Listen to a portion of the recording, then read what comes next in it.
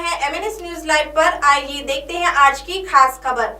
अमरावती में बारिश से हुए नुकसान का मुआयना करने पहुंचे आमदार बलवंत वानखेड़े। अमरावती जिले में कल हुई जोरदार बारिश से दरियापुर तालुका के 3 गांवों में पानी जाने से हुए नुकसान का मुआयना करने आमदार बलवंत वानखेड़े कल सुबह दरियापुर पहुंचे। काल जो पाऊस आला तो आजूबाजूच्या परिसरात जे जवळपास माहुली असेल, बोराळा असेल, आराळा या भागात पूर्ण पाऊस झाला आणि तो अतिशय जोरात झाला, म्हणजे एक प्रकारचा ढगफुटीसारखा पाऊस झाला आणि त्यामुळे जे गावात पाणी शिरलं, नाल्याला पाणी आलं गावातून, त्या थिलुरीतून गावाच्या अर्ध्या मधातून नाला आहे आणि नाल्याचं खुलीकरण आपण माननीय जिल्हाधिकारी यांनी मंजूर केलं, परंतु काही कारणानं ते लॉकडाऊनमुळे झालं नाही आणि झालं नसल्यामुळे तो प्रश्न तसाच राहिला। पण आता ते नाल्याचं खुलीकरण आणि जे आजूबाजूचं नुकसान झालं किंवा शेतीचं नुकसान झालं किंवा घराचं नुकसान झालं, त्या नुकसानीचे पंचनामे माननीय तहसीलदार साहेब देशमुख सोबतच आहेत, शेती नुकसान हे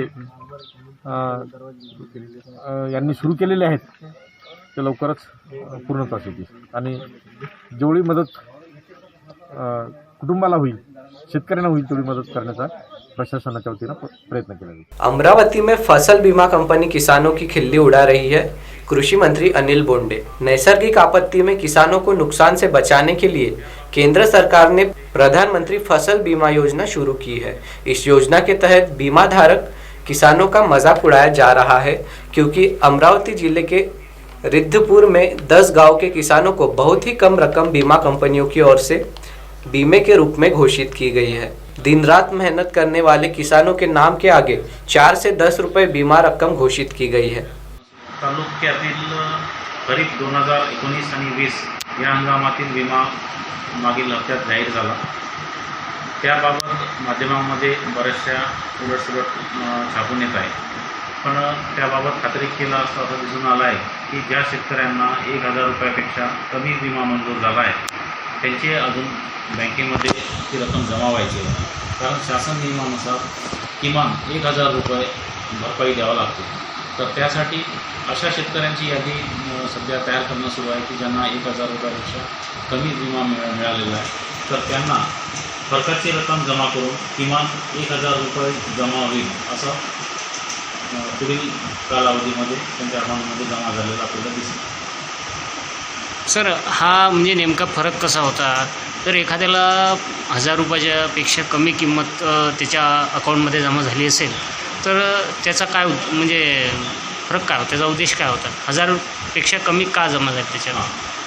पीक विमा जी भरपाई मिळते ती उंबरठा उत्पन्न आणि चालू वर्षी आलेलं उत्पन्न यातला जो फरक असतो त्यानुसार तो मिळते।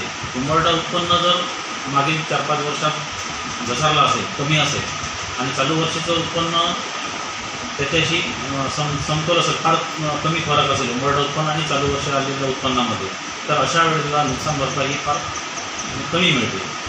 त्या आधारावर या लोकांना 1000 रुपयाचा विमा जाहीर झालेला आहे।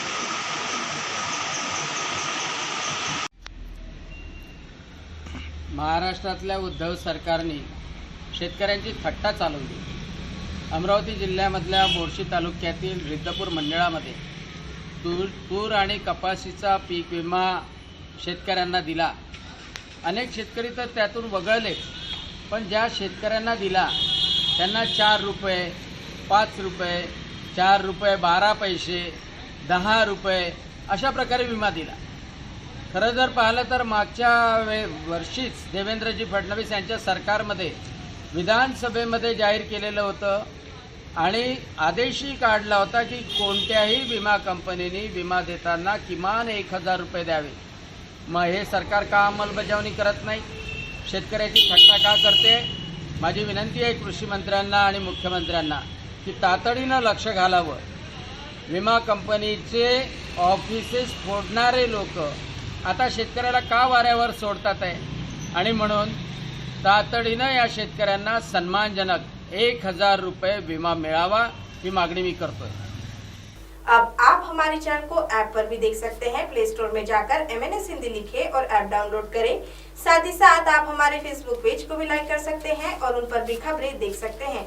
लिंक, ट्विटर, हाइक और इंस्टाग्राम पर भी आप हमारी खबरें देख सकते हैं। आप हमारे चैनल को यूट्यूब पर भी देख सकते हैं और इसे यूट्यूब पर सब्सक्राइब करना बिल्कुल भी ना भूलें। फिलहाल वक्त हो चला एक ब्रेक का। ब्रेक से लौटने के बाद देश और दुनिया की तमाम बड़ी खबरें देखने के लिए बने रहें MNS न्यूज लाइव के साथ। नमस्कार।